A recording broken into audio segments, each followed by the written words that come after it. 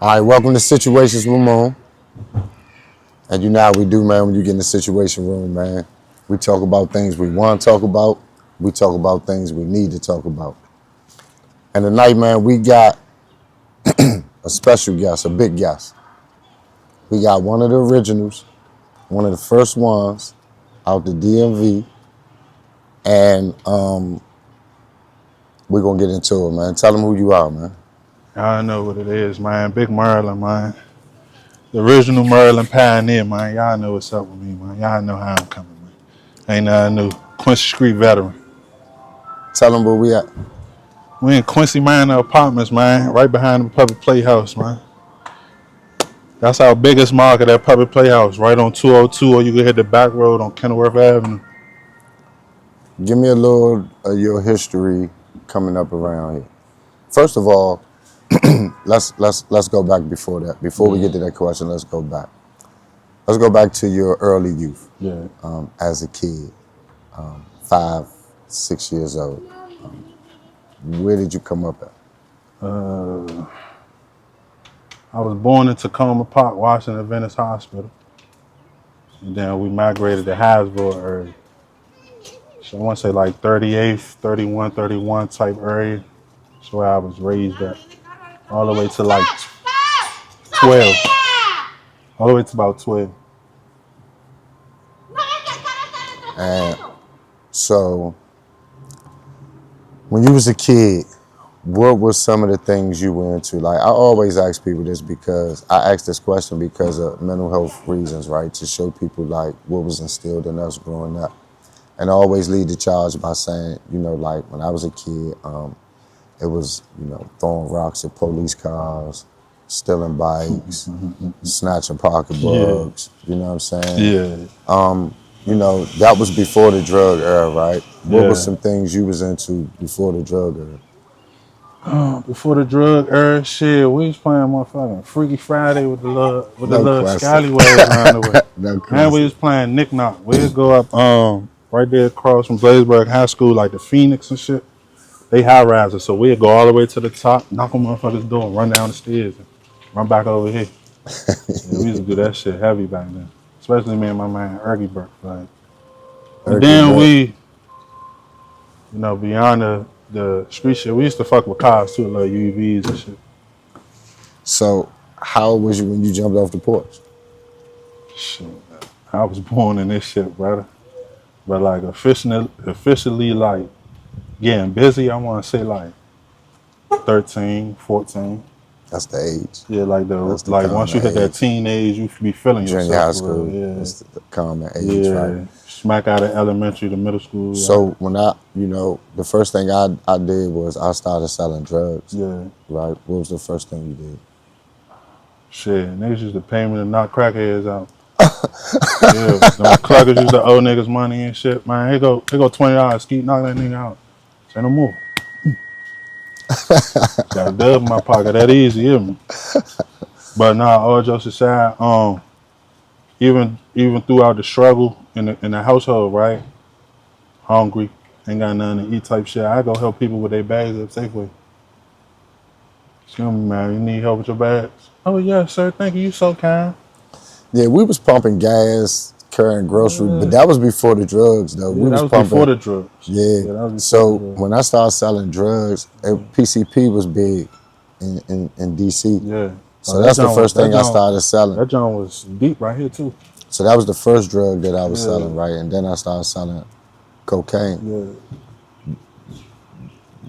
When you jumped into a full-fledged getting money, what you jump into?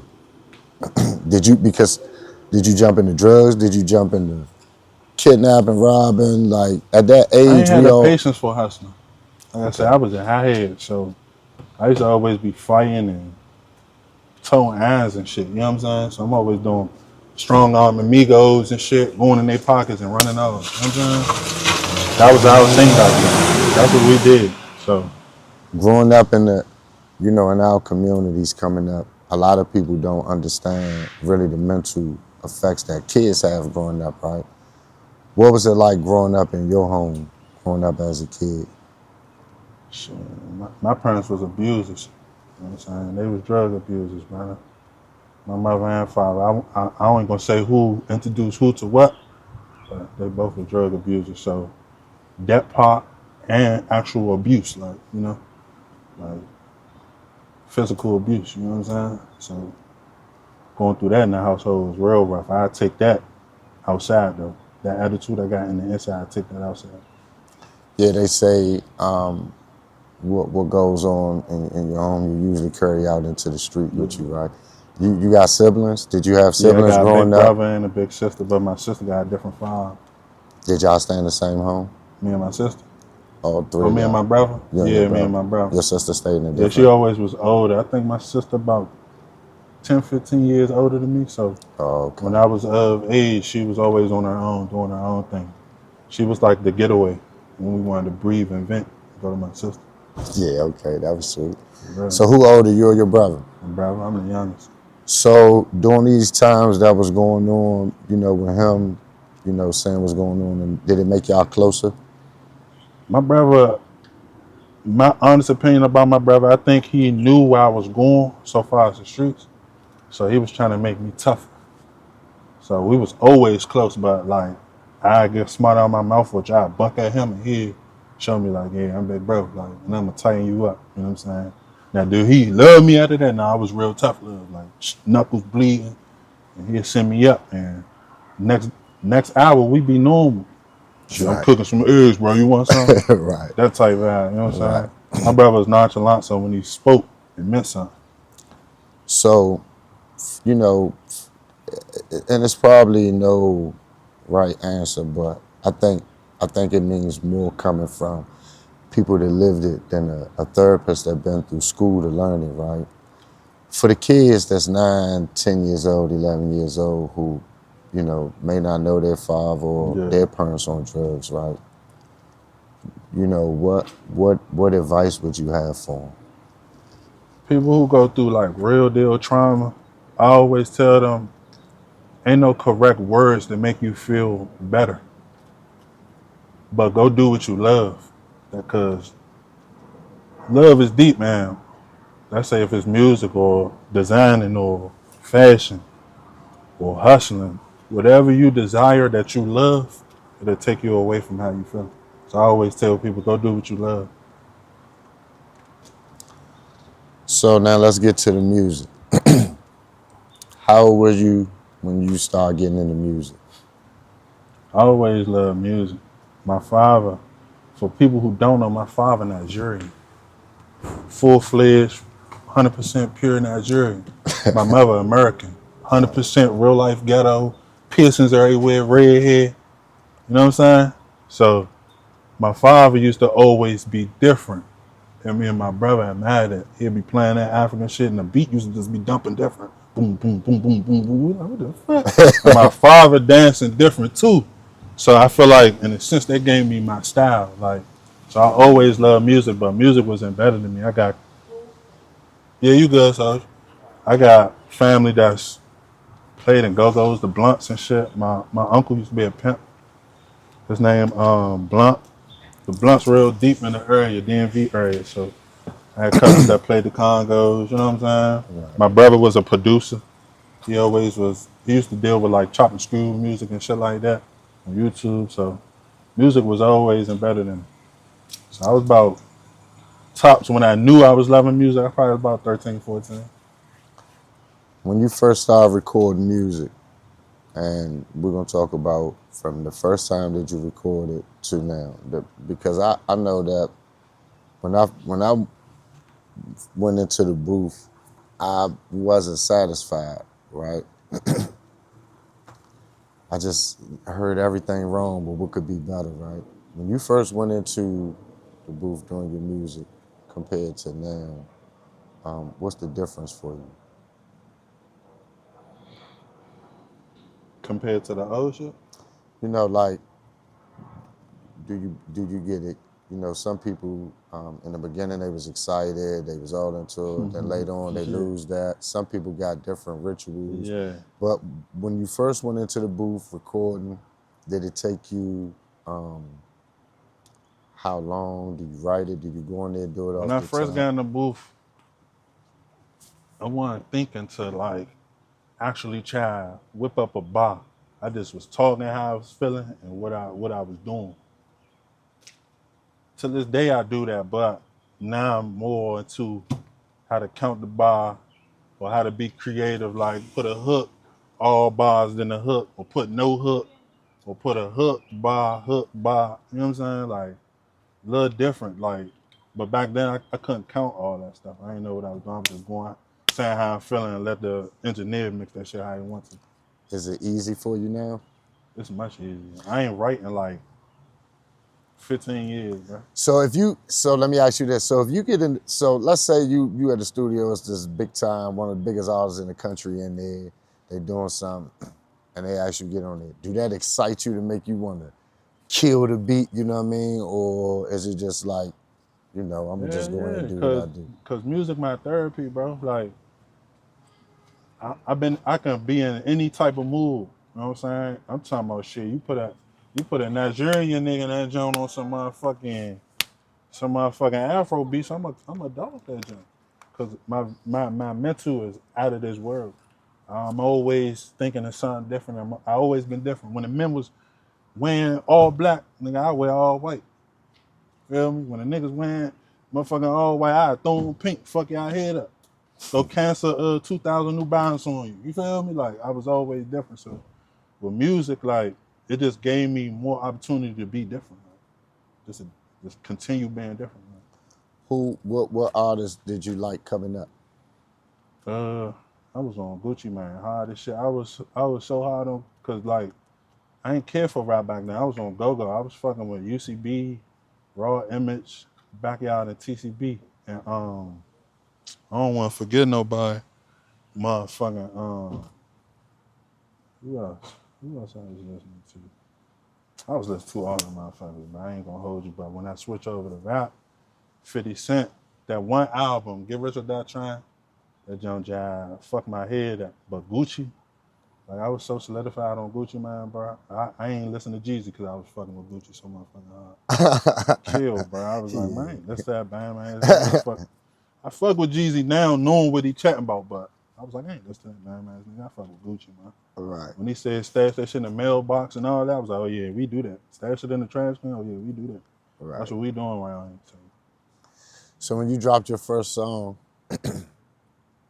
did you just drop a song? Did you drop a mixtape? I was with the men. My first song, solo song or just song in general? Both. I was with the men. Them niggas was teaching me how to rap. I ain't know how to rap. You hear me? I was just going off what these niggas tell me, but I'm saying what I want to say. But they like, nah, do it like that. Yeah, bro. So I go in the booth and do it like that. It was my cousin Wack. His name Wack on the track, and for those who don't know, and then my man Dro. His name Mojo on the ground. Shit. Both of them been knowing how to rap. So the niggas told me to get in that booth. We went to my man Juan, John around 43rd. That was my first song. John called Know Me. Boxboy ENT Know Me. I was still using my street name. My street name Cuz Skeet. So I won Murrrland, then I was Cuz Skeet. Okay, so that's some history for him right there. That's some history right there. Yeah, that's some fly shit. So let me ask you this: a point in time came that you put the mic down, you ain't want to do music no more. Shit. Hell yeah, when my brother died. I done lost a lot of homies. Way before my brother. Like day ones. Like niggas who taught me the game, taught me everything, taught me how to move and stay, keep that pivot on swivel out here.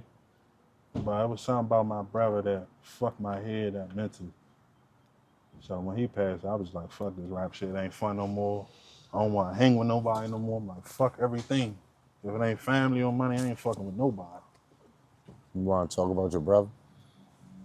Yeah. You want to tell them who your brother is? For those who don't know, Knucklehead, crazy Florida nigga with the wicks, tattoos all over his face. That's my little brother, man. Shit. You ever played Super Mario? Remember Luigi? That was man nut. Mario and Luigi. Straight up. You ever played Street Fighter? Man, nut like Ryu and Ken, yeah. Like, for real. A lot of niggas just call us Twin Towers because we both tall as shit, bro. Right? Four height, you know what I'm saying? I'm 6'7", you know what I'm saying? So they just see a wild ass, crazy motherfucker with all these tats on his face, and they see my big black ass. They like, yeah, them niggas bros. So we always like this, back to back, you know what I'm saying? Everything we do. So that was my Twin Tower right there, man. That was my heart, man. Did you ever pick the mic back up? Shit. 2 weeks ago. I feel like a new artist. I don't even feel like myself no more. The way I'm coming out, like this shit crazy, man. It was a thing like Jordan was saying, like when his father got killed, when he got back on the court and he won the championship, he was saying like it just wasn't the same, right? Like he was happy, but he couldn't celebrate it like he wanted. When you went back in the booth, did you feel any? I felt like brother was with me. I feel like he pushing me to do this shit. Nigga, these niggas watching you now. Nigga, what you doing? What you gonna do? He one of them niggas like, you can't cry around, bro, and be on no sad shit. Yeah, he gonna pick you up and all that, but he ain't gonna be like, it's gonna be all right, bro. He gonna, man, what's up? What you doing, man? Tighten up. What we doing, brother? That's how he was. You know what I'm saying? So when the eyeballs start watching me again, I don't even care for fame and all that, but I'm like, y'all gonna watch something. Y'all got me fucked up. And that felt like brother pushing me like, yeah, nigga, they on your tail. What you gonna do? You gonna fold or you gonna tighten up? Like, tighten up. Question. So, Baby Ahk. My younger. Let's talk about Baby Ahk. My younger, man. My backyard, front yard, backyard. That's my younger. So, for the people don't know, you want to give a little enlightenment, so people see the love that you have for them. Man, shout out to the Dale, shout out to the Dirty Swamp, man. I'm talking about you could close your eyes and be right there in their neighborhood. That's the front yard, that's the backyard. Shit, you could say that's the front yard, that's the backyard, however you want to put it. It go both ways, you hear me? Baby Ahk, overly solidified youngin', you know what I'm saying? Just stand up, right? You would think he 30-something all the time, youngin', early 20s, you know what I'm saying? Stand up dude, real family-oriented type of guy. Don't hold grudges, stand firm, love you to death. Loyalty is impeccable, bro. He's a solid youngin'. No question. No question. So, fatherhood. Let's talk My about favorite part about the fatherhood. hood is fatherhood. I love it, bro. That's probably the best thing that happened to me. It taught me how to move. It taught me how to not be selfish. It taught me how to stay firm and understand that life could get better. The times that I was down, just as small as hug can make me smile, bro. You a full-time parent, or you get them like every other weekend Man, or I'm a something like that? full-time dad, man. Full-time dad. Shout out to his Shout mom, out to the but full-time I'm a dad. full-time dad, man. So, when he goes away for the weekend or whatever, how you feel? You miss him, or you be happy to I get a be little missing break? this shit out my youngin', man. But it's like I be loving that break too. He full of joy though. He a comedian, man. He's so funny. He gonna make you miss him though, but in all, I be appreciating the break. So let's talk about therapy. You named your music therapy. Yeah. Why? That's how I vent. Sometimes I feel like I talk to a person to be like a smoky mirror. It's like they hear me, but they don't feel me. You know what I'm saying? When I get in that booth and I reflect on what I just said in that booth. Sometimes I be saying so much shit, bro. I don't even know what the fuck I just said until I step up out the booth. And then I hear that shit, I be like, dang. And that be like the mirror. It ain't smoky no more. You know what I'm saying? When I was so I did a lot of time. I did juvenile time for murders. I did adult time. And they put you in a lot of these therapy sessions, right? And they tell you to talk about it, right? And they just want to know what's going on for information, data, or whatever. So I never talked to them, right? But what I did do was, when I started doing music, I would vent through my music, right? And people would say, oh, you sound angry, or, you know, why you don't talk about this, or why you don't talk about that. But it was my release, right? It's my therapy, right? To be able to, you know, say how I feel. Right. When you, sometimes when you say how you feel, people judge it, right? They judge it. Mm-hmm. Do you recommend therapy? And when I say therapy, people think of a therapist. But I say that because one of the things that we had talked about, and you said that for the youth, you would tell them to just do what you love. Mm-hmm. That's a therapy, Facts. right? Mm-hmm. For people who don't know things that are therapeutic, there could be a therapy. What would you suggest? Everybody not into music. Some people, you know, may just need ideas. What Man, would you go suggest? shopping. Who on love getting flat? One thing about this area, we be real life smackers, but we gonna have that shit on. We probably real life smacking nigga with that shit on. You Yeah, feel nah, me? no Go question. get fly, nigga. No And you know question. what you gotta do to go get fly. You gotta go get some money on. So for the out of towners coming through, for the females coming through, you trying, you know, get some good eats. You know, what's some spots for them to go eat at? Some good eats. I don't want to cap, cause I ain't even no really good fan of oohs and ahs, but out of towners might like that. Oohs Del and Frisco's. You ahs. like Del Frisco? I fucks with Del Frisco's. I fucks with Roof. I fucks with Capitol Grill. I fucks with Ocean Air. Uh, uh, Poppy's Cuisine up Baltimore. Uh, Golden Garden right down the street. You want 3 wings, fried rice, mumbo sauce. Go holler at Sean Yoin and them. Yeah, you come with me, you get a discount because I done watch him grow up. So go up Golden Garden. But shit, motherfucking Carolina Kitchen. You just want to grab some good, quick little smack and eat. You know what I'm saying? So what artists in the DMV do you like? What artists do you think talented? Even if it's not, you know, street music, it could, you know, be singing, whatever, because a big part of this is we got to come together and unite. Yeah, no question. And you know, we always crying about what ain't nobody doing for us, people not recognizing us, they overlooking us, but we don't even come together and help our motherfucking self, No you know what I'm question. saying?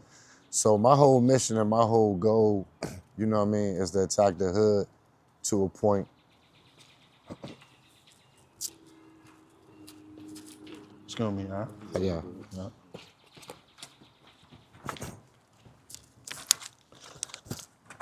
So my mission is to attack the hoods on positivity, right? But not in no sucker way.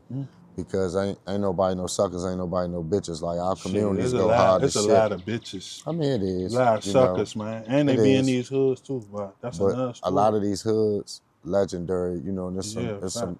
there's some great men in the cuts, you know what I Yeah, mean, that ain't recognized. So yeah. basically you want to build these communities and give everybody, you Chance. know, yeah, and get their recognition, you know what I mean? So what artists, you know, in the DMV, like I said, do you listen to, do you like, do you think got a good chance, talented, who? Uh, uh, I fuck with Nino Page. I feel like I could relate to a lot of shit he be talking about. He a storyteller. I'm a storyteller. He got a real struggle. I got a real struggle. So Nino Page one. JG Ward, he free him. Free Ward. Um,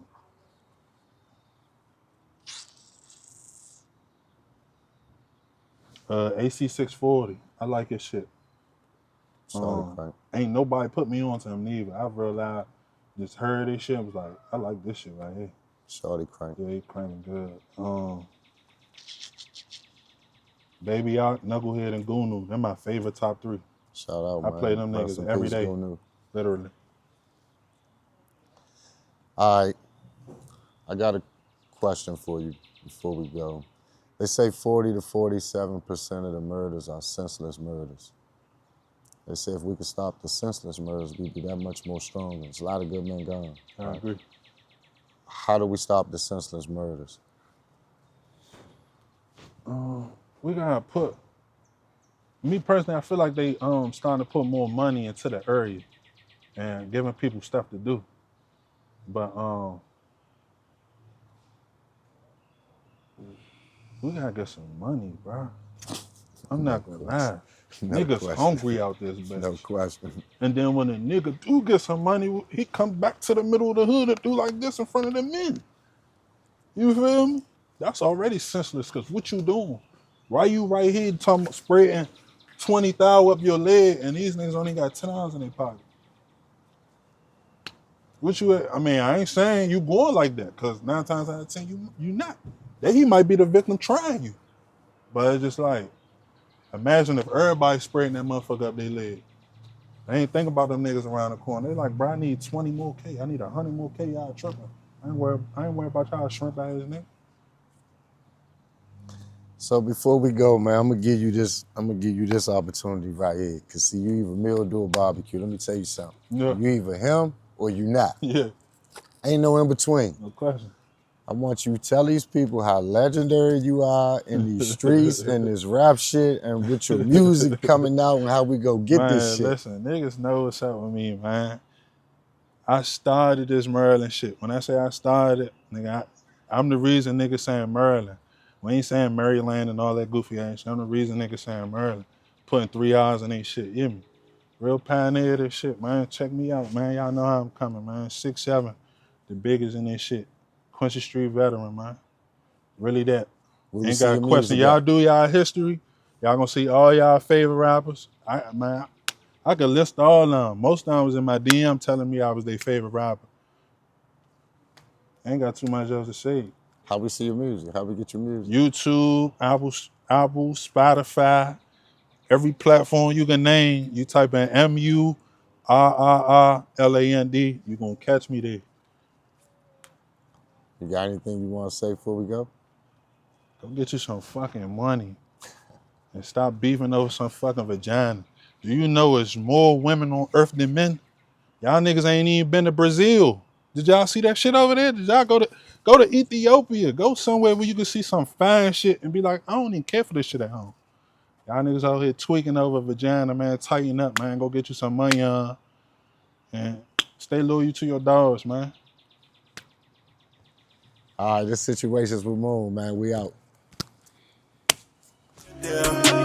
My heart so cold. We ain't supposed to question God, but why he bring my dog home? I'm looking through memories, dropping tears on my phone. Keep pouring that purple rain in my styrofoam. It's a war outside, I'm Glock out when I step outside. Clutch my Glock when I ride around, I'm thinking about the guys. Tattoo your face on my head, I got you on my mind. Pain to run deep like an ocean when I cry.